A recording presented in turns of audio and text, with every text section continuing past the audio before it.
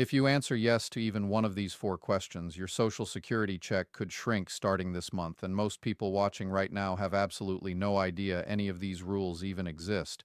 You don't need to answer yes to all four. One is enough to put your monthly payment at risk. Stay with me because question two is the one that's already hit hundreds of thousands of people this year, and most of them never saw it coming. Let's start with a real case that surfaced earlier this year out of Ohio.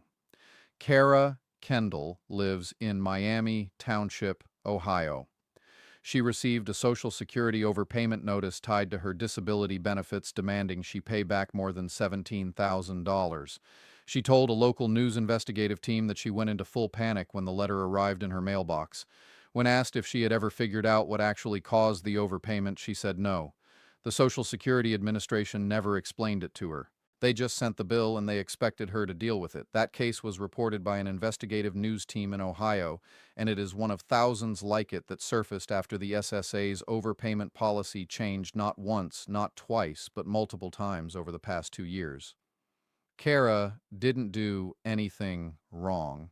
She just got caught in a system that often can't explain its own mistakes before it demands the money back from people who can least afford to lose it. Keep her story in mind, because question two is exactly what happened to her, and it could just as easily happen to you or someone in your family this year. Question one. Are you collecting Social Security before your full retirement age while you're still working a job, even a part-time one? This is the rule that trips up more people than almost anything else in the entire Social Security system because most people assume that once they start collecting, the money is simply theirs to keep no matter what else they do. That is not how it works. According to the Social Security Administration's 2026 fact sheet, if you will not reach full retirement age at any point this year, the SSA withholds $1 in benefits for every $2 you earn above $24,480 annually. If you will reach full retirement age sometime in 2026, that threshold jumps significantly higher to $65,160, and the withholding rate becomes far more forgiving, dropping to $1 withheld for every $3 earned above that line. Here is what that actually looks like in real numbers, because the abstract version of this rule never sounds as serious as it actually is. A 64-year-old who claimed early and then takes a part-time job paying $50,000 a year is $25,520 over the lower limit. That triggers $12,760 in withheld benefits for the year. For someone collecting around $1,900 a month, that is more than half of their entire annual benefit disappearing because they wanted to stay active and earn a little extra income. Now picture someone much closer to full retirement age, earning $70,000 in the months before their birthday. They are only $4,840 over the higher threshold, which works out to roughly $1,600 withheld for the year. A much smaller hit because the rules become noticeably more forgiving the closer you get to full retirement age. There's also a special monthly rule that almost nobody knows about in the first year they claim. If you are under full retirement age for all of 2026, the SSA will still pay you a full check for any month your earnings are $2,040 or less, even if your total yearly earnings are far above the annual limit, as long as you are not performing substantial work in self-employment that month. The part the SSA does not advertise loudly enough, and the part that genuinely makes people feel better once they understand it, is that this withheld money is not lost forever. Once you hit full retirement age, the SSA recalculates your benefit to give you credit for every single month that was reduced or withheld. So you do get most of it back over time, just not on the schedule you were expecting, and not in one lump sum. If this question applies to you, the fix is simple and it costs you nothing but a phone call. Call the SSA at 1-800-772-1213 and tell them your estimated earnings for the year before you start collecting so they can withhold gradually throughout the year instead of hitting you with one massive surprise bill after the fact. One more detail worth knowing if you're self-employed rather than working a traditional job. The SSA does not just look at your total income for the year in that first year of claiming. It also looks at whether you performed what it calls substantial services in self-employment, which generally means devoting more than 45 hours a month to your own business, or somewhere between 15 and 45 hours if it's considered a highly skilled occupation. That means a retiree who earns a modest amount from a small side business but only works a handful of hours a month can sometimes still receive a full check for that month, even if their total yearly earnings look high on paper. It's a confusing wrinkle, and it's exactly the kind of detail that gets missed until someone receives a reduced check and has no idea why. Question 2. Have you ever received an overpayment notice from the SSA, even one you assumed was already resolved or settled years ago? This is the question that changed not once but 3 times in just the past 2 years, and most people watching this video have not kept up with which version is currently in effect. In March of 2024, the prior policy capped default withholding at 10% of your monthly benefit, after years of devastating reporting on people losing their entire Social Security check overnight to repay debts they never even knew they owed. Then in March of 2025, that policy was reversed entirely, and the SSA briefly moved to withholding 100% of benefits until the overpayment was fully repaid, a change that one advocate for retired Americans publicly called ridiculously draconian and cruel, and that affected enormous numbers of beneficiaries almost overnight. After significant public backlash from advocacy groups, lawmakers, and the people directly affected, the SSA settled on an emergency policy dated April 25th, which set the rate that is still active right now: 50% of your monthly retirement, survivor, or disability benefit, or 10% of your monthly SSI payment withheld automatically starting roughly 90 days after the notice if you do not take action before then. Here is a number that matters more than most people realize. A federal report from the agency's own watchdog has confirmed for years that a meaningful share of these overpayments are caused entirely by the agency's own calculation errors, delayed paperwork, or internal mistakes, not by anything the beneficiary did wrong. That is exactly what happened to Kara Kendall in Ohio. If you get hit with one of these notices, you have several real options, and most people only know about one of them. You can file Form SSA-561 to request reconsideration if you believe the overpayment determination itself was wrong or miscalculated. You can file Form SSA-634 to request a lower monthly repayment rate if the standard 50% withholding would create genuine financial hardship for your household. Or you can file Form SSA-632BK to request a full waiver if the overpayment genuinely was not your fault and you cannot realistically afford to repay it. There is also a newer, faster path worth knowing about. If your overpayment is $2,000 or less and you were not at fault, the SSA now has the authority to process what is sometimes called an administrative waiver, which in some cases can be resolved with a single phone call rather than a full written application. While any of these requests are pending, the SSA is generally supposed to pause withholding if you file within 30 days of your notice, which means filing fast matters just as much as filing correctly. A waiver specifically requires you to clear 2 separate hurdles at the same time. First, you have to show that you genuinely were not at fault for causing the overpayment, meaning you didn't lie, didn't withhold information, and didn't ignore a reporting requirement you knew about. Second, you have to show that repaying it would create real financial hardship, meaning the money you'd lose would stop you from covering ordinary necessary expenses like rent, food, utilities, or medical care. If you're going this route, gather your rent or mortgage statements, your utility bills, and your basic monthly budget before you call, because the agent reviewing your case will ask for exactly that kind of documentation.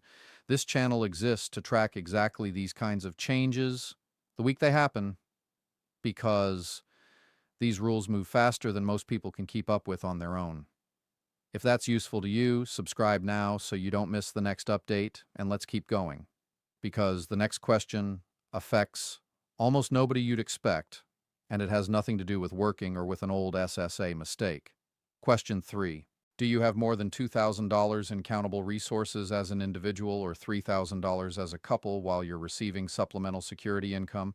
This limit has not been adjusted even once since 1989. If it had simply kept pace with inflation over the past 37 years, it would be sitting well above $5,000 today. Instead, it is frozen exactly where it was almost 4 decades ago, which means a modest savings cushion that felt completely safe and modest a decade ago can now put you over the line without you ever realizing it happened. The SSA evaluates your resources on the first day of every single month, so even a large tax refund, a holiday cash gift from a family member, or an inheritance that lands in your account at the wrong moment can temporarily disqualify you for that entire month, even if your balance drops back down the very next day. Certain things never count toward this limit no matter what, including the home you live in regardless of its value and one vehicle regardless of its value as long as someone in your household uses it for transportation. But a second small savings account, an old life insurance policy, with a combined face value over $1,500, or a retirement account you are able to access and withdraw from, can all quietly push someone over the line without warning. The federal monthly SSI payment for an individual in 2026 sits at $994, and for a couple it's $1,491, which means saving just 2 months of benefits without spending them can already put an individual recipient dangerously close to the entire annual limit.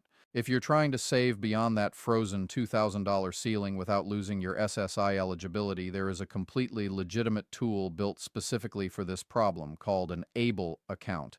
As of 2026, the eligibility window for opening one expanded significantly, and now anyone whose qualifying disability began before age 46 can open one.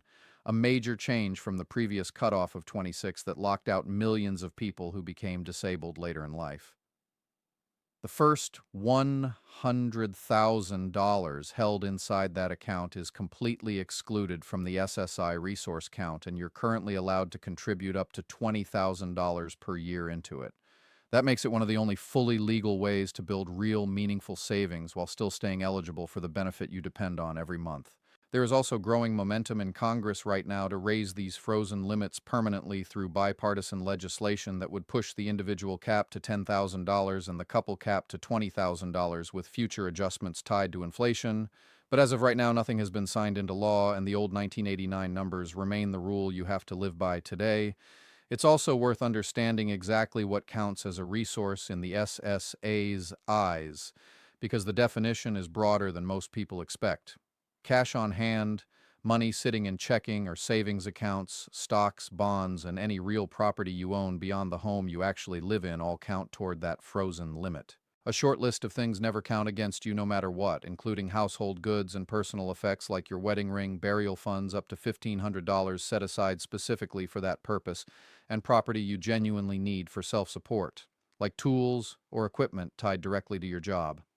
If you find yourself temporarily over the limit because of a one-time deposit, the most straightforward fix many people use is simply spending down that excess before the first of the next month by paying rent early, covering medical bills, or buying groceries and household necessities you already needed anyway so your countable balance is back under the line by the time the SSA checks it again. There's one more question worth asking before we wrap up because it doesn't get nearly enough attention, and it has permanently cost some widows and widowers tens of thousands of dollars without them ever realizing what they'd given up. Question 4. Are you a widow, a widower, or a surviving divorced spouse who is thinking about remarrying or who already has? If your former spouse has passed away and you are collecting or planning to collect survivor benefits on their record, the date you remarry matters more than almost any other single decision you'll make about your Social Security. If you remarry before your 60th birthday, you generally lose eligibility for survivor benefits on your deceased spouse's record entirely, and that loss can be permanent even if the new marriage later ends in divorce. The cutoff is your actual 60th birthday, not the date of your first marriage or the length of time that's passed. A widow who remarries at 59 and 11 months can permanently forfeit a benefit that might have paid her more than her own retirement check for the rest of her life. The good news is that the rule flips entirely once you cross that birthday. If you remarry at age 60 or later, your survivor benefit is fully preserved and the new marriage has no effect on your eligibility whatsoever. At that point, you're even allowed to choose whichever benefit is higher, the survivor benefit from your late spouse's record or a spousal benefit from your new spouse's record, whichever pays you more. There's a related detail that surprises just as many people, and it applies whether you're widowed or simply divorced after a long marriage. If your marriage lasted at least 10 years and your ex-spouse has passed away, you may still be eligible for survivor benefits on their record, even if you've already remarried, as long as that second marriage also began after you turned 60. And survivor benefits work on a completely different formula than the spousal benefits we're used to hearing about. A living spouse's benefit caps out at 50% of the worker's full retirement age amount, but a survivor benefit after that worker has died can reach all the way up to 100% of what they were receiving, including any delayed retirement credits they earned by waiting past their own full retirement age to file. That means a couple who assumes spousal benefits top out at half is often dramatically underestimating what a surviving spouse could eventually collect. None of this gets explained to you automatically. The SSA will not call you before your wedding to remind you what's at stake, and once the marriage happens before that 60th birthday, there is generally no undoing it. If remarriage is anywhere on the horizon for you or someone you love, a single phone call to 1-800-772-1213 before the wedding date, not after, can be the difference between keeping a benefit for life and losing it the moment you say yes. So here's the summary. 4 questions, and you only needed one yes to be at risk this year. Working before your full retirement age can trigger the earnings test and withhold well over half your annual benefit depending on how much you earn above the limit, money you will eventually get back, but not on your timeline. An old overpayment notice, even one caused entirely by the SSA's own internal error, exactly like what happened to Kara Kendall in Ohio, could mean 50% of your monthly check is being automatically withheld right now under the current active rate unless you've already filed for reconsideration, a reduced rate, or a waiver. A resource limit that has been frozen since 1989, completely untouched by 37 years of inflation, can disqualify people who genuinely believe they are still safely under it, though an ABLE account can now legally protect up to $100,000 from ever counting against that frozen ceiling. And remarrying before your 60th birthday as a widow, widower, or surviving divorced spouse can permanently wipe out a survivor benefit worth far more than most people assume, a decision the SSA will never warn you about in advance. None of this is theoretical. These are the current active rules as of July 2026, and the Social Security Administration is not going to call you up and walk you through which ones apply to your specific situation. They will simply send the letter or let the deadline quietly pass, and then it becomes your problem to solve on a timeline you didn't choose. Send this video to someone you know who is on Social Security or SSI right now, because the odds are good that at least one of these 4 questions applies to them, and right now they have no idea.